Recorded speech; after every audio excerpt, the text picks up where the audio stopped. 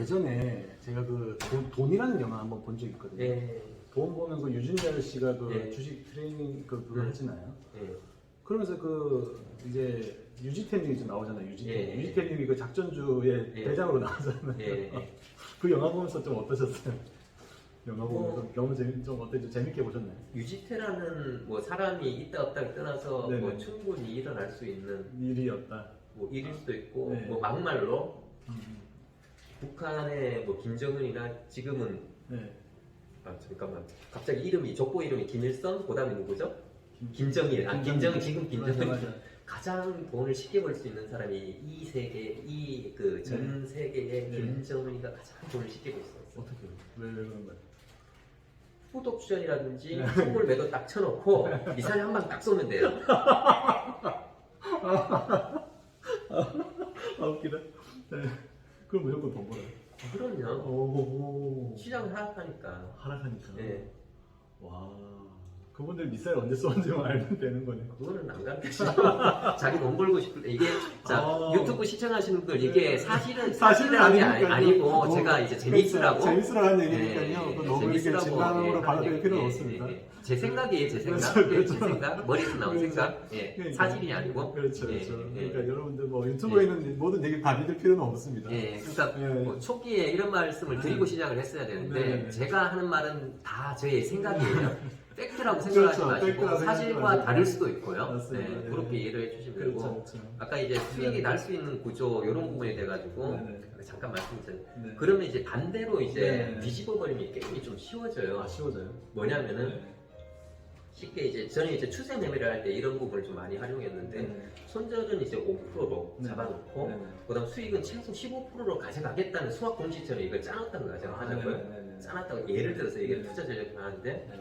그러면은 1억 원을 투자를 하는데 네, 네. 그 2,500 쉽게 4천만 원을 하자고 계산하기 네, 네, 쉽게 네. 1,000만 원, 1,000만 원, 1,000만 원, 1,000만 원 이렇게 네 종목이 딱 들어갔어요. 네, 네, 네. 근데 세 종목은 5%씩 다 손실이 났어요. 네, 네. 그럼 15%가 되겠죠. 그렇죠. 손실은. 그렇죠. 근데 한 종목이 네. 15%가 이제 난 거예요. 네. 자 그러면은 결과는 어떻게 되냐면 네 종목 중에 네. 한 종목밖에 못 맞췄는데도 네. 손실이 안 나는 구조가 돼요. 아. 구조 자체가 네, 네.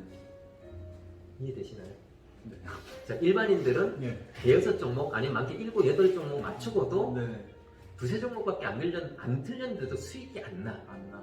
네. 근데 이런 아까 반대로 뒤집은 구조는 네. 많이 틀리고 네. 적게 맞췄는데도 손실이 안 나. 네. 약간 어감이 약간 다른 어감이지만은 게임 자체를 보면은 일반인들은 엄청 힘든 게임을 하고 있고 아까 제가 말씀드린 그런 게임의 논리로 들어간다면 그 게임 굉장히 쉽죠. 네 종목 중에 한 종목만 맞춰도 되니까 아. 그래요. 결과는 좋고 네 종목 중에 한 종목만 맞춰도 되는 네. 게임을 하시겠어요? 아니면은 네. 한 10종목 중에 진짜 7, 8종목 맞췄는데도 네. 수익이 안 나는 그런 게임을 계속 네 하시겠어요? 종목 중에 한 종목 맞추는 것만 해야 돼요. 네. 네.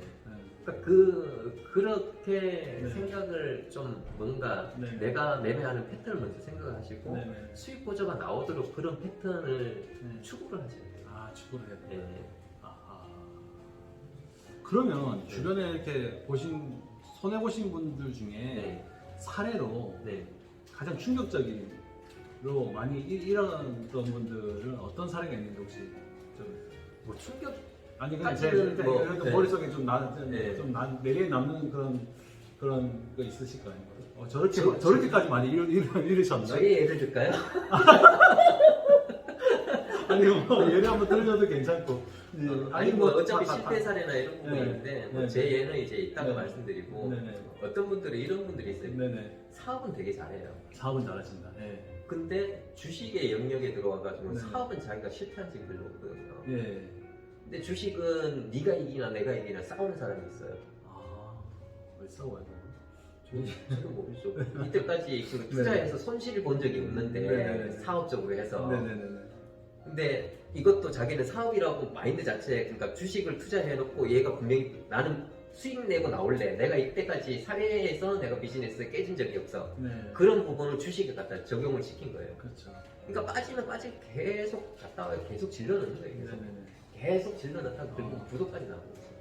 와, 구독관이었다고.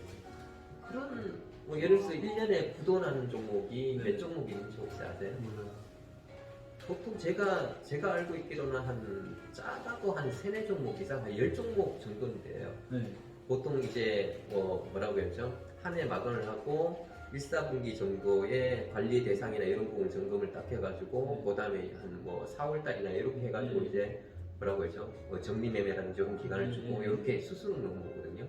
기업 개선 절차를 이런 부분을 조금 그걸 주기도 하고 그런 가망이 없는 쪽 같은 경우 아예 이제 상장 폐지를 시키기 위해서 이제 그 정리 매매 기간을 자체를 아예 줘버리고 쉽게 이렇게 또 생각을 하시면 좋을 것 같아요. 사람이 한 번 태어나면 무조건 죽잖아요. 그러니까 기업은 1년 뒤든 10년 뒤든 100년 뒤든 어쨌든 망한다고 일단 기본적으로 가정을 가지고 있어요. 저 같은 경우 개인적으로. 어찌됐든. 네. 그래서 그런 부분으로 지금 뭐 현재 우리나라의 10대 그룹 안에 들었던 게 한 10년 정도 지나면 2-3개 정도밖에 안 남아 있을 거예요. 계속 바뀐다는 거죠. 트렌드를 못 쫓아가는 기업들이나 그룹들은 도태가 될 수가 있고 예전에 거평 그룹이라고 들어보셨나요? 들어봤어요. 걔네 지금 없잖아요 거의. 그러니까요. 왜 없어졌을까요? 그런 그룹들이 예전에 네네. 그 신동아건설이라고 그러고 동아건설도 마찬가지고 네네. 동아건설이 1위였어요 랭킹.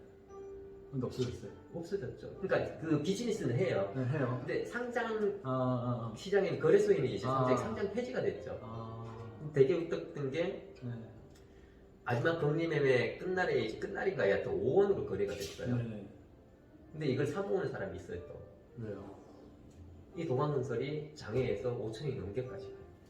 지금 얼마까지 하는지 모르겠는데 5천이 넘게까지 거래가 돼요. 그럼 5원에 사서 1,000개 넘게 수익이라는 거예요. 그렇죠. 네. 그런 경우도 있어요. 그리고 굉장히 희박한 확률이지만은 상장 폐지됐다가 얘네들이 살아 올라오는 경우도 있어요. 그래요? 네. 좀 대박 나는 거예요. 회사에 따라서 어떤 식으로 뭐 기업 개선 절차라든지 자본 그거를 할지 모르겠지만은 뭐 감자를 아예 다 시켜버려 아예 그 정리를 해버리면 힘들 수가 있고 뭐 무상이든 유상이든 감자를 시켜가지고 그 주식에 대한 권리 자체를 소각을 시켜버리면 어쩔 수 없는 부분이고 그게 아니라 그대로 권리를 유지를 하는 상황이라면은 싸게 샀을 때 아마 지누스라는 종목이 상장된 걸로 제가 알고 있거든요. 재상장이 된 걸로. 네. 과거에 제가 있을 때 99년, 2000년대 한때 지누스가 굉장히 뭐라고 해서 많이 올랐던 그런 종목 중에 하나예요. 원래 아웃도어의 텐트를 전문적으로 만드는 그런 회사인가 했는데 뭐 벤처 바람이 그 당시 불었잖아요. 그런 바람을 타고 약간의 뭔가 아이템 자체를 뭔가 섞어 놓으면은 한때는 또 바이오 열풍이 불어서 바이오 뭐 연구한다 그러면 막 주가 오르고 그러잖아요. 요즘 NFT 그런 것도 주가 오르고. 그렇죠. 그거하고 마찬가지로 살짝 던지니까 빵빵빵빵 이렇게 떴었던 종목인데 그것도 부도가 났어요. 부도라기보다 상장 폐지가 됐어요. 근데 새로 올라온 걸로 제가 알고 있어요. 그런 경우도 있고. 어쨌든 끔찍하다기보다도 그런 분들이 있어요. 네가 이기나 내가 이기나 주식 같은 경우에. 그러면 그렇게 하시면 이제 하고 있던 사업을 접을 정도로 그 주식 투자를 하신다는 건가요? 아니 뭐 그런 개념보다도 접는 그게 아니라 돈이 워낙에 많잖아요 그 양반들은. 근데 이제 접을 정도? 그 말씀 하니까 조금 생각이 또 나는 뭐 회사가 있는데 이거는 약간 다른 영역이고 그러니까 그런 사람들 같은 경우 거기에 막 작게는 몇억 뭐 수십억까지 계속 밀어넣거든요. 본인은 돈뿐만 아니라 아니면 회사 돈까지 막 밀어 넣을 수도 있고 법인 자금을 막 투자를 하는 경우도 있을 거예요. 이거는 뭐 팩트가 아니에요. 그렇죠. 네. 근데 제가 조금 그거 했던 거는 제가 천안에 10년을 살았었어요. 천안 쪽에 37이라는 회사였나? 손톱깎이 전문적으로 만드는 회사가 있었는데 그 회사 기술력이나 이런 부분이 거의 이제 글로벌적으로 먹혀줬던 회사하고 굉장히 잘 나갔던 회사예요. 근데 그 회사가 너무나 문어발 형식으로 막 무차별적으로 이렇게 뭐 확장을 하다가 결과적으로는 좀 안 좋게 끝나버렸죠. 거기도 이제 좀 존폐의 위기다.